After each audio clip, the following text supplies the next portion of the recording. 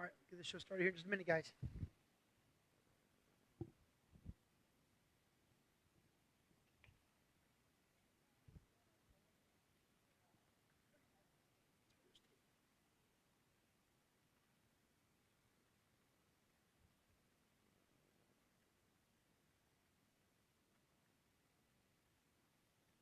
All right, you should be good. All right, we should all be loaded up. Oh, someone's got to load in first.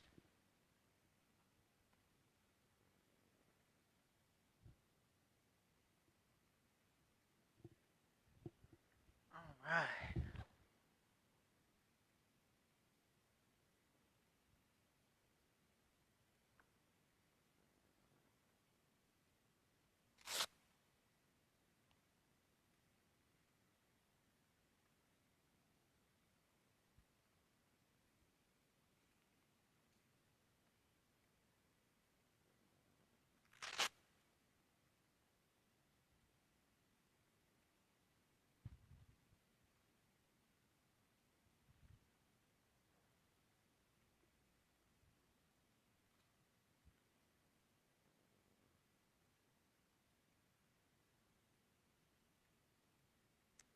All right.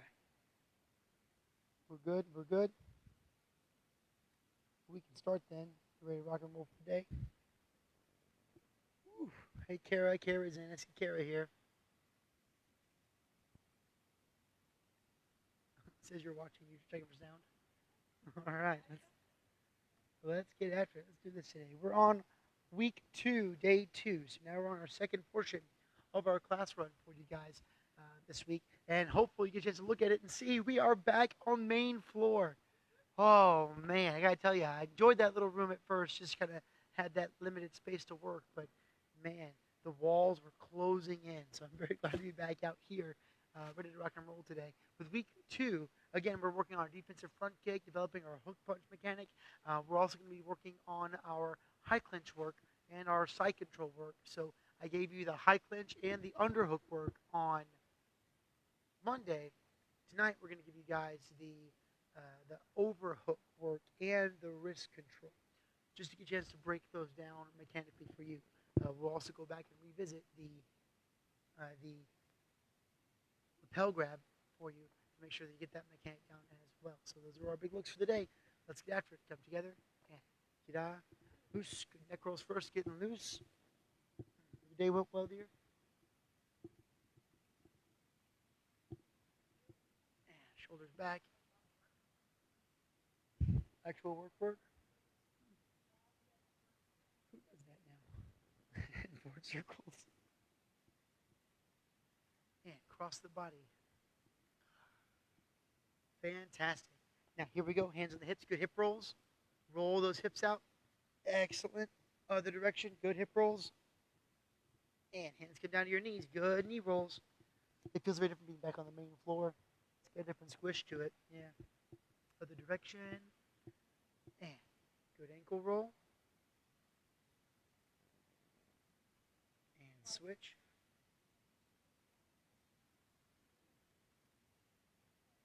No, it's just nice breathing the right air this time. Okay, here we go. And do everything 15 seconds like before. Just light jog as we work it out. Ready? And go. Easy work. It's right in place. All we're doing is just moving. Light moving. Light moving. Light moving. Just light moving. Good. And knees up now. Pick the knees up. Let's work through the motion.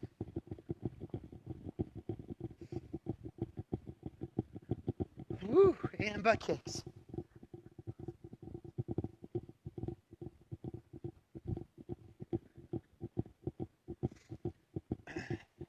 Side shuffles. Ready? And go. Work that motion.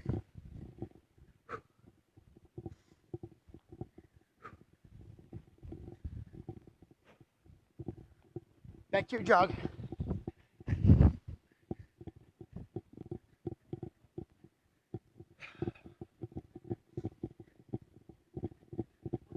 Whew, and knees up.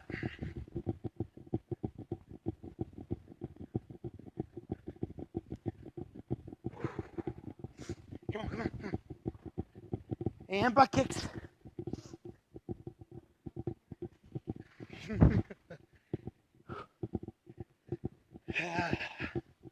Last time, and shuffles. Just quicken on purpose. 6 more seconds. 2, 1, and time. Okay, here we go. Shoulder tag. Ready? Go. Remember the things you're working on at home with this. I'm working on developing my range, timing, looking for some reaction, like that. So I know the hand's coming.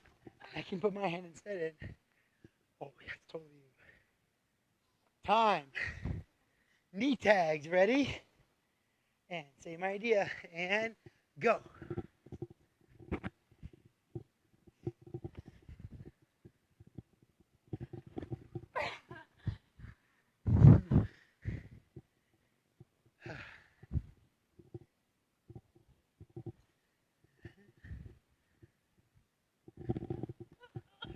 Time. We'll do one more. Shoulders or knees. Ready? Go. Boy, am I missing like, change your partner. Rotate. Jeez.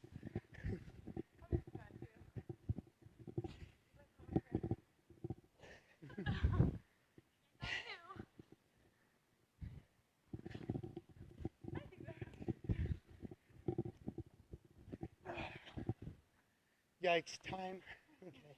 So, this week's combative work. Again, working that defensive front kick and working that hook punch. We're going to break down the mechanics for you guys one more time.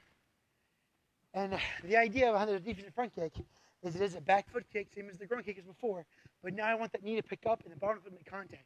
So if I'm kicking here, and she's coming to kick me, okay, it's that bottom of the foot makes that contact in the diaphragm to push and drive him back. You want to hit center mass with that. That big center mass push, drive, and kick. And then remember to chamber the kick and re-chamber the kick after the contact. So she hits, and then she puts it back where it came from. So to the heavy bag one time. Do it with us as we work through it. Here we go. Hands up, ready? And as you work it, I'm going to say go. Coach Brittany's going to kick.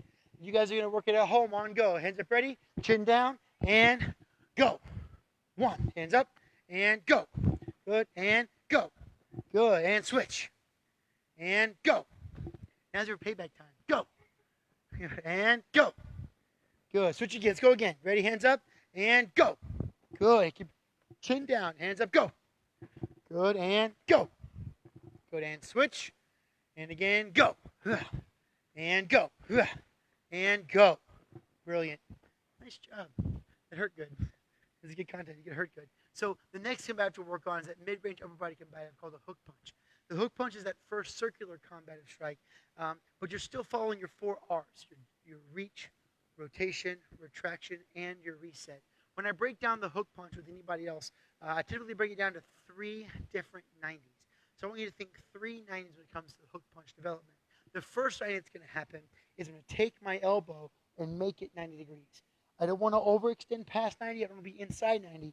I want to make it 90 degrees. The next deal is to pick my shoulder joint up 90 degrees, so now my arm is parallel to the floor.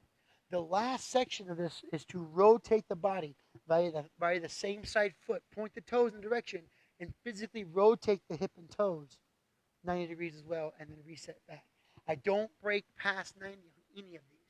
The reason behind that is anytime I'm past range on that, it's going to create a lot more recovery time, right? Reach, rotate, retract, recover, right? It's going to take that recovery and make it slower. Me being slower on my combative means they have more opportunity to hit me in the in-between, right? It's that in-between times that you're caught. So make sure to watch that 90. 1, 2, 3. Again, 1, 2, 3. You'll notice that my hand is vertical and hers is not. Which one's right? The answer is they're both right. I've had plenty of coaches tell me this works just fine. Inside knuckles. I've had plenty of coaches tell me we like that better. I like this better. It's more concussive to me. Brittany Ann likes that one better because it's got that nice hard drive on the inside of that hand. Whichever works best for you is what works good. What you don't want to do is halfway commit. It's no 45 degree, no offhand, no sloppy hand. I want to have that nice committed hand on my rotate and my drive. The same thing works in the backhand, right? It drops it lifts, and it rotates. One more time, it drops, it lifts, and it rotates. Like all my other techniques, it comes from the hips. The way I activate my hips here is getting my back foot to foot pivot out. Okay, that's going to let my hips rotate over with my combative. What I don't want to do is move the arm and not let the hips move. Everything has to move with it. So let's go through the mechanics again on the front side and the back side. I'm going to turn around. We're going to work the front hand first. Hands up, ready, and from the hook. Ready, hook, boom, and out and back. Hook, set it out and back. Hook.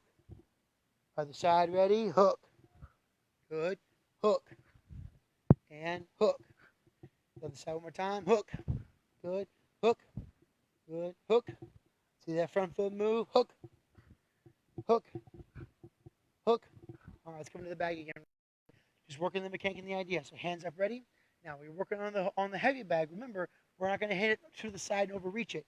Make sure your front foot's set in the center of the bag, and make sure you're driving. We're looking at maybe that 45-degree line on our tall bag. So from here, just drives the front hand and rotates through. 1, 2, 3. Back in a couple times. 1, 2, 3. Let's go again. 1. That's nice. 2. Watch your overstep. 3. Keep chin down. And 1. Good.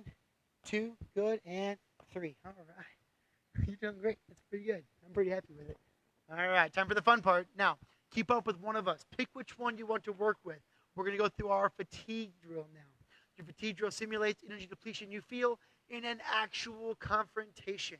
Tonight's fatigue drill, we're going to go back and forth on it would typically be the race, but today we're going to go back and forth and work. So what's going to happen is I'm going to drop and hit 5 push-ups. While I'm hitting my push-ups, Brittany Ann's right here. She's going to work those 2 punches on the bag. The moment I get back to the bag for me, she goes down to her 5 push-ups. The deal is you want to make the other partner do more push-ups than you, right? So that means I get through mine faster. So the faster I get through my push-ups, the more push-ups she has to do instead. Right? That's the goal. So hope everyone's ready at home.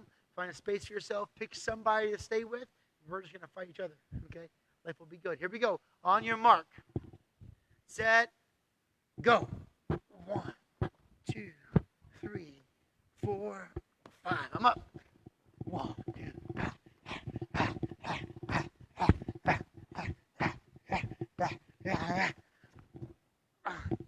2, 3, 4, 5. I'm up. Get down.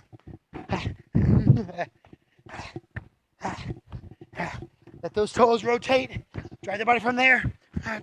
1, 2, 3, 4, 5. And I'm up. Come on. Keep your chin down. Bring the hand back.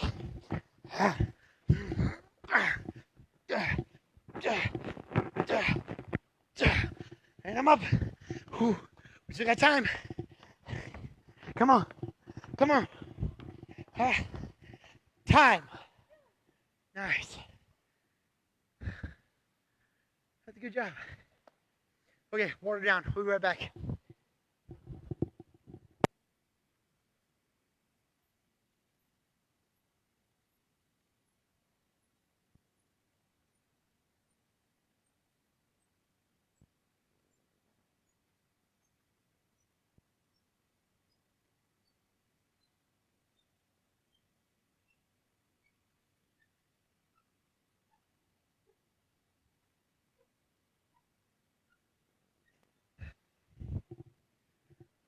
Okay. Hey, before I go any further, I want to give a quick shout out to Jay Smith and Carrie Owens from the Team Navarre group. Jay, you've tuned in almost every day we've had Krav class, so I appreciate you tuning in and working with us. I hope you're enjoying the class time and seeing what we're doing, and let me know, leave me a comment, let me know we're doing great. I saw you said you made it, but it'd be nice to have some feedback from you guys because you're across the pond, so it'd be nice to have that different perspectives from you. So I may message you later and just check in on you. So that's that. Excellent. Okay, moving on now to our defensive tactic for the week. This week's tactic is methods we use to deflect, intercept, or evade an oncoming attack. And our tactic this week is our high clinch work. So we have the high cover, so the actual high clinch itself, and the underhook from earlier this week, I'm going to give you guys the overhook and the wrist control off of that too. So what you'll notice is each one of these transitions from the highest point to the lowest point.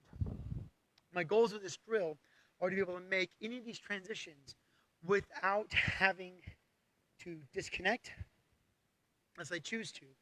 So maintaining connection is important. I call that maintaining the battery, meaning that if at any point in time I disconnect from her, there's no battery signal, right? Which gives her the ability to recover and regain posture and then can strike at me again. So I want to keep her off posture. The more I keep her off posture, then the less odds she has of fighting me. Again, this stuff is not foolproof. You're not going to be able to do this for 2 minutes straight. We're trying to buy 5 seconds, 3 seconds, enough time to be combative, be aggressive, and then hurt enough to disable enough so you can get away. That's the goal, okay? So starting in from the high clench, remember those several points of contact. First, setting up on the high clench behind the head, hands wrapped high and tight behind the head. I'm going to bring her forehead high into the clavicle line, okay? You don't want to bring it center of the chest because then one, she can escape, right? Pull down, get away. Two, she'll owe me money. We don't want her to owe me money. So high, chin down, arms down. So I've trapped the top of the head, the back of the head, the sides of the head, and the most important part, drop my weight, right? From here, I can be combative, I can strike and work, and I can make my first transition. I'm going to pick this side today just to make this work. So underneath on the right, stepping off the side, head, side, foot goes back. That's important. We went over this on Monday. If I give the inside foot for any reason, and she grabs that leg, I am in trouble, okay? If I go into my other leg, my low side leg, my high side leg is where all my weight and balance base are. I can strike from there still. I can be combative. I can move and engage a sprawl still. I've got options to work with from this point. You've seen me breathe, okay? So high clench to the underhook, covering all those parts we talked about earlier this week. If you need more assistance on the underhook or the high clench, go back and look at Monday's video. Check it out on our YouTube channel, Martial Arts America Online, under Krav Maga live classes, okay? So the next game is to add in that next phase. So again, going back to the high clench, feeding the underhook. From the underhook work, I'm going to cheat now into my overhook. Overhook simply means my arm is overhooking her arm, okay, the arm, that limb that I take control of. So first step, reinforce, right? So kind of reassert your dominance. I said insert, okay? Lift the arm. Now from here, keep contact with the forearm as you circle through, and you're going to trap with your own forearm too. Let's just turn so they can see what I'm talking about. What you want to make sure happens is I get that nice lock where that forearm along the forearm pinned into my body and my hands pressured on the elbow. It's that grip, that parent grip. And that little bit of grip, right, bruises. Okay, that's looking at it. I'm going to stretch. Now the next point is, I didn't mention this on Monday, but I'll talk about it now. One of the reasons that Psych Control becomes so great for me is because it allows me to tee off. Teeing off is extremely crucial when it comes to being able to control someone. Meaning if we're standing at each other, right now we are squared up, right? We're squared up, we're saying hips face each other, that's the game. The goal that I want to get to is I want to get to a position where I am right next to her here. You'll notice her hips draw that line across, that's the bottom of the tee. My hips widen, that caps the tee. Okay, this is a tremendous strategic position because from here, let's say that we're in an argument and we're just talking and she's looking at me and I'm over here squared up. If she wants to be aggressive, she has to turn to be aggressive and move toward me. It's a little large turn, but you get the idea. Okay, so that allows me, while she's making that adjustment, I can close the distance and go ahead and be on contact before she gets to make her mind what she wants to do, right? Along with that, too, my ability to push and maneuver. If we're standing squared up, right, and I push her, she pushes me, we're just back and forth shoving each other. However, if she's pushing me from this position, okay, versus me, right, you can see the difference in just the way the body is positioned. It gives you such, that's so much fun. It gives you just such a better situational help, advantage. It's a good word. Better situational advantage, given whatever situation you're in. So when I go back to my underhook one more time, just to kind of see that idea from Monday, you'll notice that instead of the hips, I'm using her shoulders as the bottom cap, and I'm still capping the T here. So I'm directly 90 degrees off on my underhook.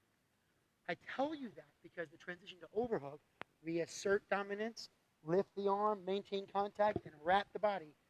Notice that I'm no longer 90 degrees. Now I'm 45 degrees off into the neck and shoulder here, pulling and pressing. This is my look, okay? So not only am I having to transition my upper body by working all the mechanics of that feed, but I'm also having to step. It's not a big step. It's my back foot, my high foot, just stepping to allow my body to turn. That allows that grip to now get that nice pull, that nice lock, where I can still be combative. I can still work my look, all the fun, okay?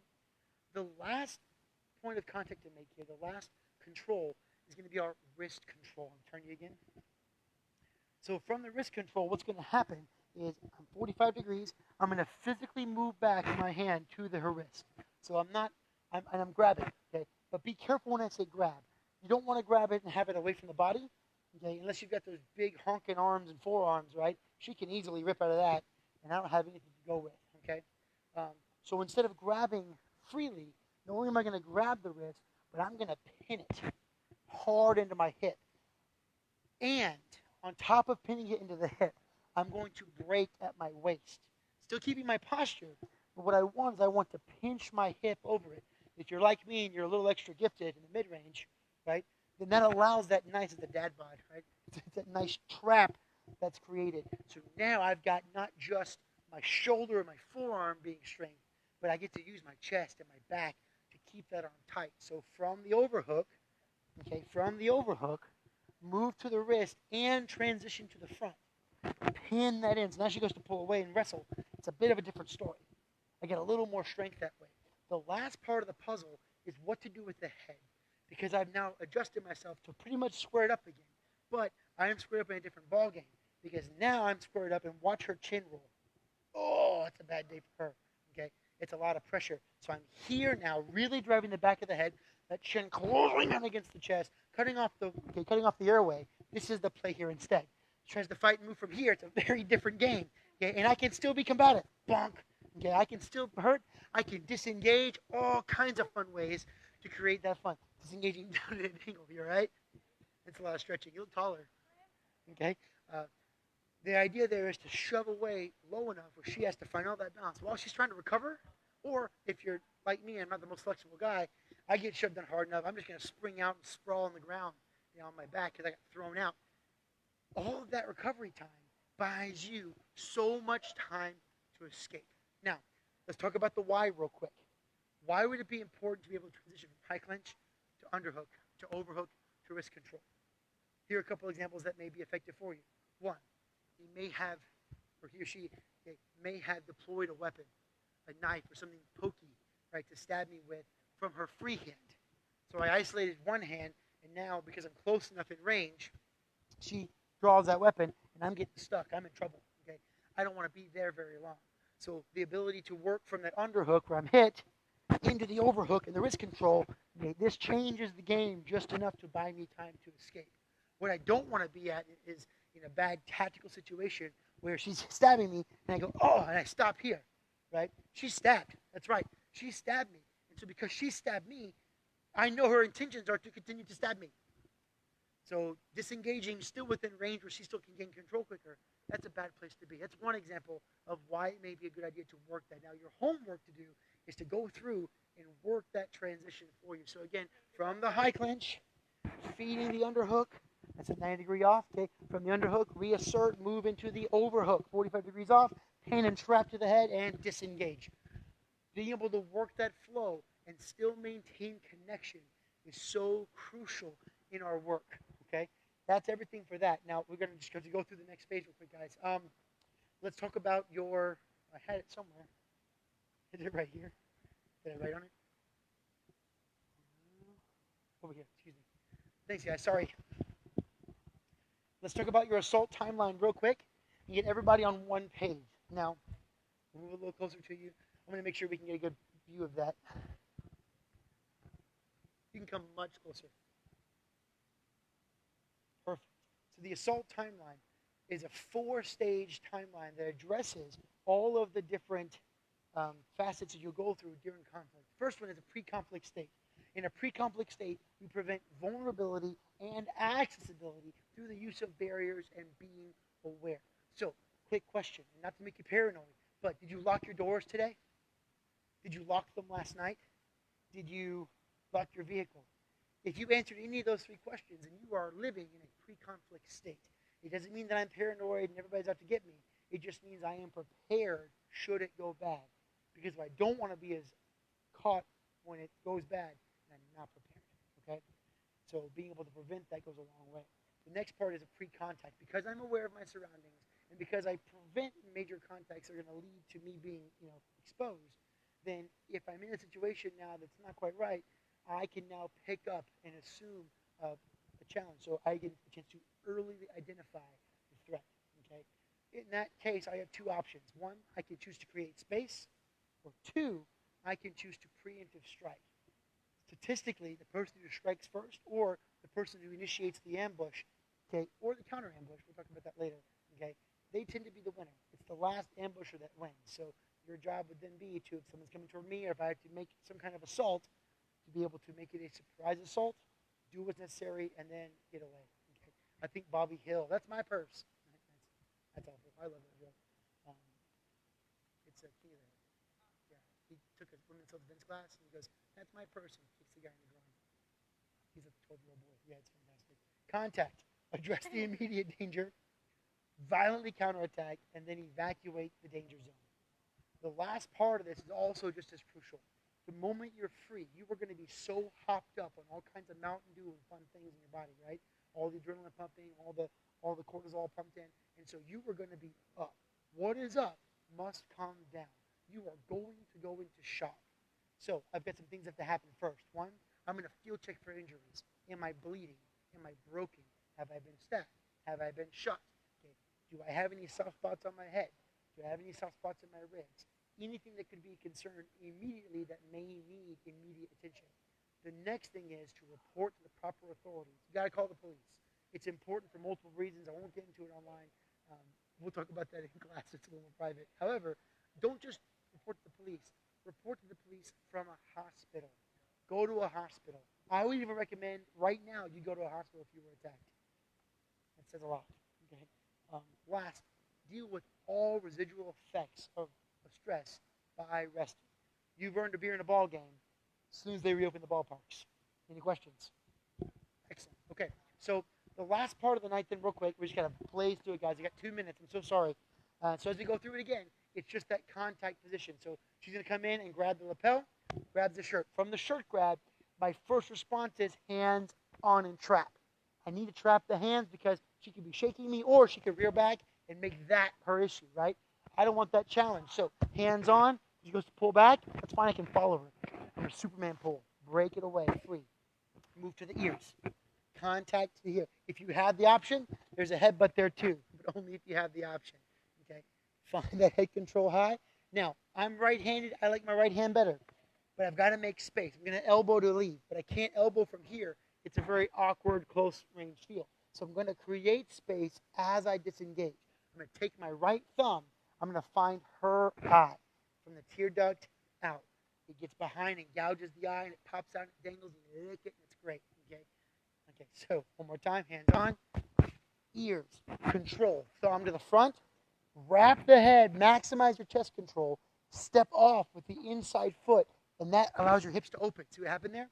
There's my turn. Because I'm gouging the eye, I can create the space I need to, and then finish with the elbow to escape. We'll change direction, change angles for you so you can see it all.